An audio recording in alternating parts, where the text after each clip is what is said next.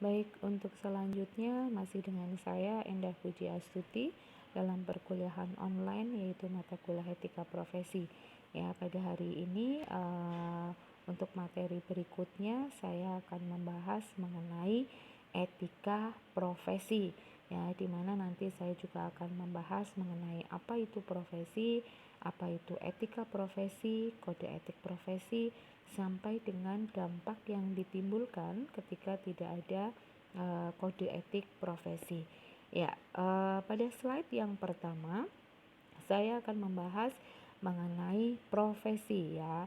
Banyak ahli yang mendefinisikan mengenai apa itu profesi. Ya, jadi profesi di sini seperti yang saya munculkan di dalam slide. Kalau menurut Kansil, profesi ini adalah pekerjaan yang dilakukan sebagai kegiatan pokok agar dapat menghasilkan nafkah hidup dan yang mengandalkan atau mengedepankan keahlian khusus. Sedangkan menurut KBBI, profesi ini adalah bidang pekerjaan yang dilandasi pendidikan keahlian, yaitu keterampilan, kejuruan dan sebagainya tertentu atau keahlian tertentu. Ya, jadi profesi ini adalah berasal dari bahasa Latin yaitu profesio yang berarti janji atau ikrar dan pekerjaan. Bahkan biasanya sebutan profesi ini eh, biasanya dikaitkan atau selalu dikaitkan dengan yang namanya pekerjaan atau jabatan yang dipegang oleh seseorang. Nah, hal inilah yang perlu kita luruskan ya di masyarakat ya, karena hampir semua orang itu menganggap bahwa pekerjaan dan profesi itu adalah hal yang sama ya. Jadi ini yang harus kita luruskan ya, bahwa profesi dan pekerjaan itu merupakan sesuatu yang berbeda. Ya, jadi profesi ini merupakan kelompok pekerjaan yang khusus yang dalam pelaksanaannya itu membutuhkan yang pertama keterampilan, keahlian yang tinggi. Nah, dan selain itu juga di dalam pelaksanaannya atau di dalam melaksanakan profesinya itu harus dengan cara yang benar ya. Jadi profesi ini adalah bagian dari pekerjaan, akan tetapi tidak semua pekerjaan itu adalah profesi. Sebagai contoh misalkan gini, ada seorang admin ya, administrator ya, itu bisa berasal dari berbagai latar ilmu atau berbagai bidang. Namun tidak demikian ketika ada sebuah profesi misalkan akuntan, pengacara, dokter ya, yang mana akuntan, pengacara, dokter ini membutuhkan pendidikan yang khusus ya. Sedangkan untuk seorang admin itu tidak membutuhkan pendidikan yang khusus. Nah, profesi ini merupakan suatu pekerjaan yang mengandalkan keterampilan, keahlian khusus ditambah dengan adanya pendidikan yang ekstensif.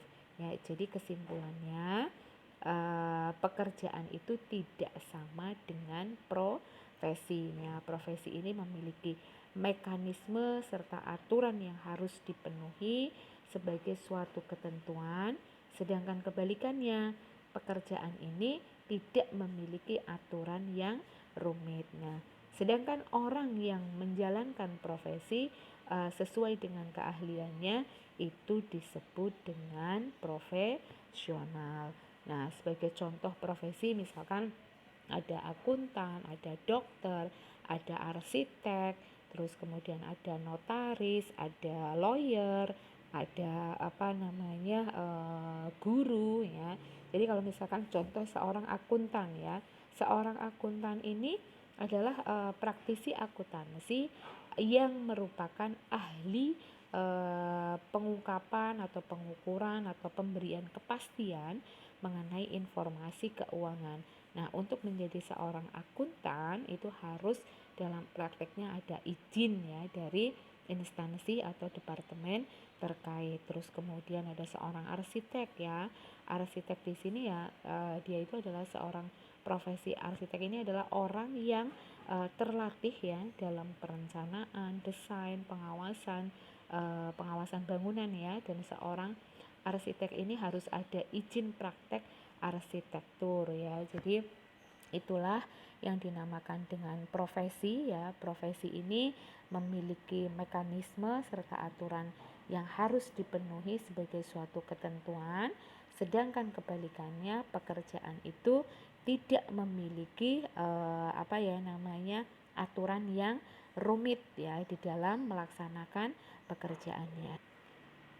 Kemudian masuk slide berikutnya, yaitu mengenai etika profesi ya. Tadi kita berbicara mengenai profesi, kemudian yang selanjutnya adalah etika profesi. Nah, di sini teman-teman bisa melihat beberapa definisi ya dari para ahli mengenai apa itu etika profesi. Ya, kalau menurut Prakoso, etika profesi di sini merupakan etika sosial dalam etika khusus yang mempunyai tugas dan tanggung jawab kepada ilmu dan profesi yang disandangnya. Kemudian ada juga yang mendefinisikan bahwa etika profesi ini merupakan aturan perilaku ya yang memiliki kekuatan bagi setiap pemegang profesinya ya. Jadi etika profesi ini adalah bagian dari etika sosial, yaitu tentang kewajiban dan tanggung jawab manusia sebagai anggota masyarakat, lebih khusus dalam profesinya ya, di mana manusia itu harus memberikan pertanggungjawaban atas apa yang manusia itu lakukan. Nah, agar supaya etika profesi ini dapat ditegakkan ya dengan baik, maka profesi itu hendaknya memiliki prinsip-prinsip dan disertai kode etik atau persyaratan-persyaratan yang harus dipatuhi oleh setiap orang yang terlibat dalam suatu organisasi ya. Dan untuk dapat dijadikan pedoman ya bagi tercapainya suatu komitmen yang telah disepakati dalam memajukan suatu usaha ataupun organisasi, terutama dalam memberikan pelayanan kepada masyarakat ya. Jadi dalam etika profesi ini harus ada prinsip-prinsip, harus ada kode etik yang harus dipatuhi oleh setiap anggota profesi tersebut.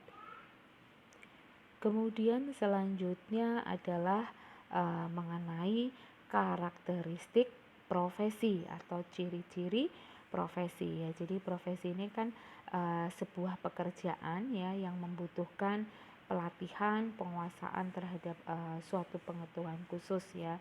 Suatu profesi itu biasanya memiliki misalkan pengetahuan khusus, adanya standar dan kaidah moral, terus kemudian mengabdi kepada kepentingan masyarakat, adanya izin khusus ya di dalam menjalankan suatu profesinya.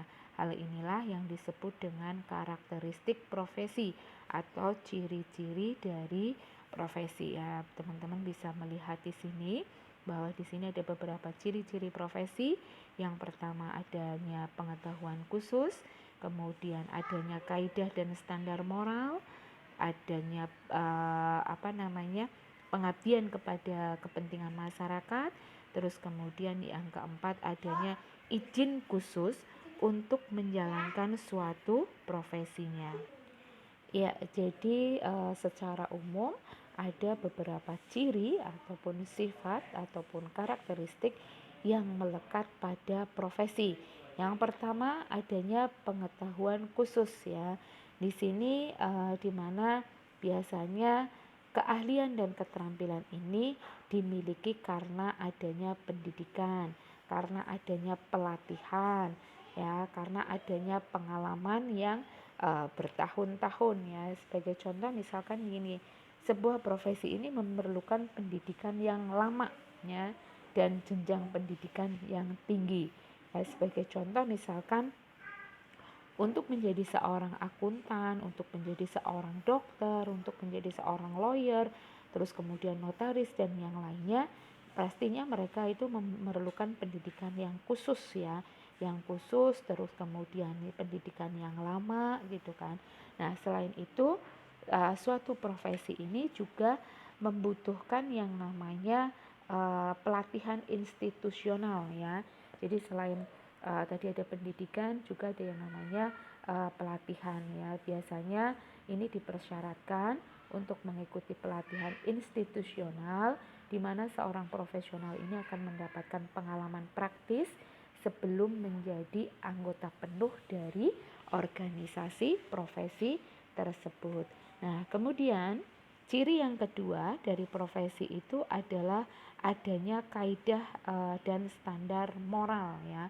Artinya, setiap pelaku profesi di sini itu harus melakukan seluruh kegiatannya berdasarkan pada kode etik profesi masing-masing ya. Jadi setiap profesi ini pastinya mereka mempunyai yang namanya kode etik ya, dan setiap kegiatan dari para profesional ini harus berdasarkan pada kode etik masing-masing profesi.